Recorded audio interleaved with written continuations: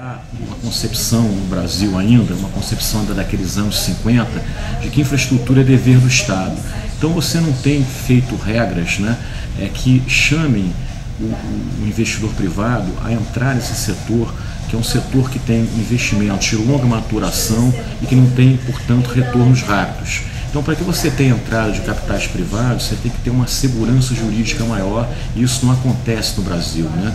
As agências reguladoras que foram criadas para serem uma espécie de garantidor do investimento privado no setor de infraestrutura foram muito politizadas no governo Lula, né?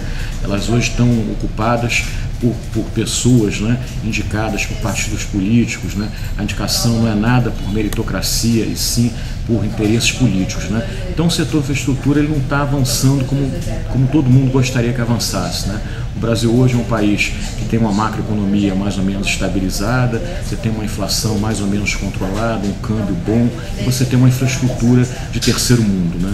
E para que a gente mude esse panorama da infraestrutura brasileira, é muito importante que o governo crie normas, né, segurança jurídica para atrair investidor privado.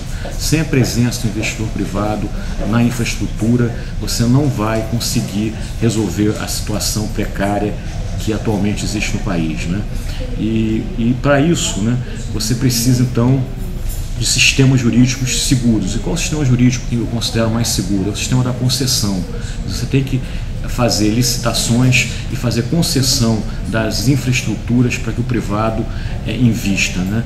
E por outro lado, o Estado, né, tem que entender que a missão dele não é investir, a missão dele é fiscalizar e regular. Então a atividade de fiscalização e regulação no Brasil é uma atividade que hoje está em segundo plano, não é uma atividade nobre. Enquanto o governo não encarar essas duas atividades como atividades nobres, você também tem problemas para que acabam obstaculizando o crescimento e a qualidade da infraestrutura, né? Então, para que você tenha o Estado como fiscalizador e regulador, você precisa o quê? Recuperar agências reguladoras, né? Cumprir o que está previsto nos contratos de concessão, né? E, por fim, o Estado tem que entender, né, que fiscalizar e regular são duas atividades que só ele pode exercer. Aí sim são atividades que não podem ser privatizadas. Então, o resumo é, para o Brasil ter uma infraestrutura adequada, uma infraestrutura de primeiro mundo, é preciso que o privado seja um investidor e o Estado seja um grande fiscalizador e regulador. Essa é a receita do bolo.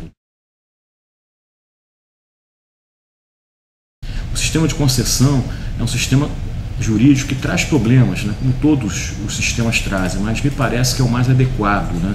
O problema é que muitas vezes o sistema de concessão não funciona no Brasil, e a gente está passando agora por um período onde a própria sociedade, o consumidor questiona muito em função dos apagões que têm ocorrido no setor elétrico, né? Os bueiros que explodem aqui no Rio de Janeiro na Light.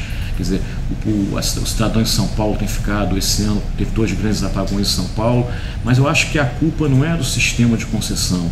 Acho que a culpa é outra vez do fato do Estado não ficar diante da atividade de fiscalizar e regular da maneira adequada, né? Então o Estado ele não se prepara para fiscalizar e regular. O Estado gosta sempre de investir, ser empreendedor, né? E acaba isso gerando até muitos problemas que a gente tem visto no Brasil de corrupção, né?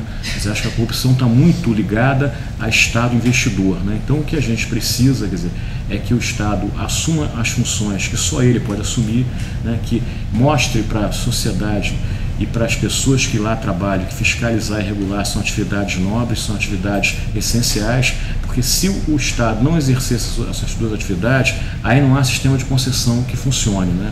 E a gente outra vez voltar do sistema de concessão à iniciativa privada para estatização da economia, acho que vai ser muito pior ainda, né? O Estado como gestor, não só no Brasil como em outros países do mundo, tem se mostrado muito ruim, né? O que a gente tem que resgatar é essa atividade que existe em países desenvolvidos, onde há agências reguladoras qualificadas, com gente qualificada lá dentro, e órgãos também que fiscalizam adequadamente, né, e não se deixa envolver, vamos dizer assim, em falcatruas, como acontece muito no Brasil, né? Porque na realidade, quando se fala que a fiscalização no Brasil de concessões, outro tipo de fiscalização, ela é corrupta porque ela é exercida por pessoas de baixa qualidade técnica e são salários muito ruins, né? Porque o Estado, a sociedade, ela não olha para essa questão da fiscalização como uma atividade nobre. E isso precisa mudar. Então, para que a gente tenha um sistema de concessões de serviço público concedidos à iniciativa privada funcionando adequadamente, né, e trazendo qualidade de serviço, é fundamental que a gente tenha um Estado fiscalizador e regulador adequado. Sem isso, a gente não vai conseguir nada. Eu acho que a Copa e a Olimpíada deveria ser dois eventos para a gente usá-los, né, para realizar investimentos que fiquem para sempre, né? Não adianta a gente fazer investimentos pontuais para atender a Copa e a Olimpíada e depois aquilo virar um estorvo para a sociedade, né? Então deveríamos olhar isso dessa forma, né? No Rio de Janeiro, onde vai ser feita a Olimpíada, né, você tem uma demanda também de infraestrutura fantástica, né? Eu acho que o Rio de Janeiro hoje tem o pior aeroporto do Brasil, que é o Galeão. O Galeão é uma vergonha nacional, né? Qualquer pessoa que vá hoje no Galeão sabe como é que não tem um banheiro funcionando, não tem uma tomada para você carregar um computador, né? Você tem medo de descer, de chegar no aeroporto do Galeão de madrugada ou pegar um avião à noite, né? Por causa de linha vermelha, linha amarela, que não traz segurança a quem passa nessas vias, né? Então eu acho que você tem que trazer investimentos para o Estado, né?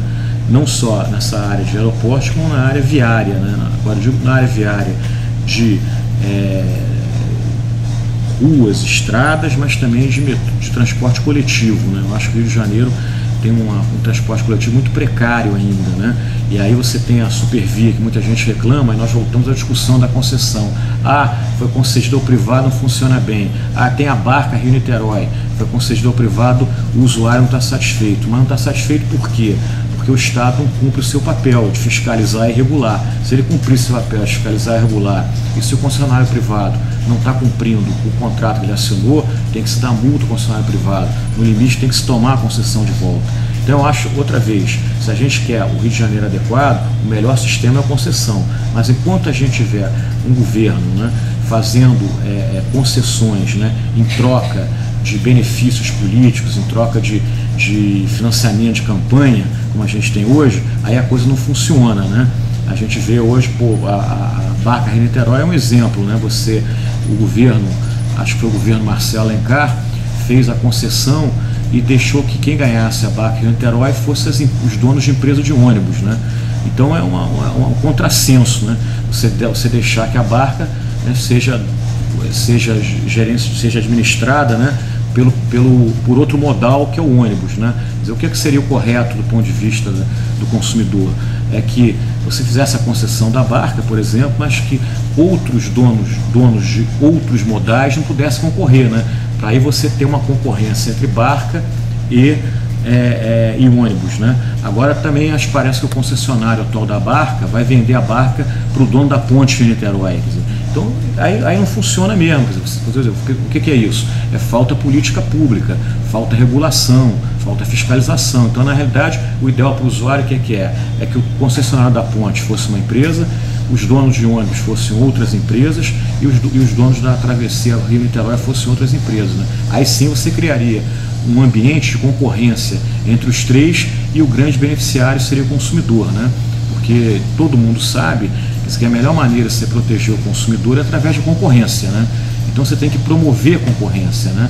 A própria energia elétrica, quer dizer, eu acho que o governo tem que incentivar cada vez mais a ter mercado livre, a que o consumidor possa comprar de outras concessionárias que não aquela da sua área de concessão, né?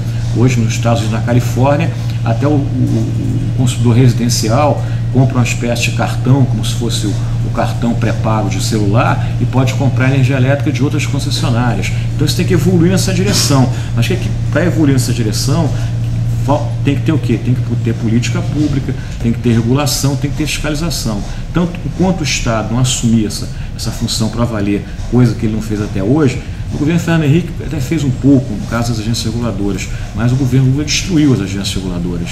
Então, enquanto isso não ocorrer, a coisa não funciona. Porque o que acontece hoje na realidade?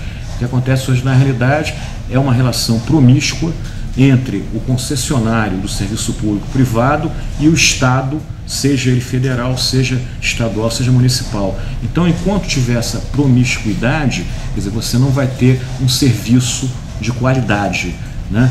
Então, o problema não é ser privado, o problema é a relação promíscua que existe entre as partes.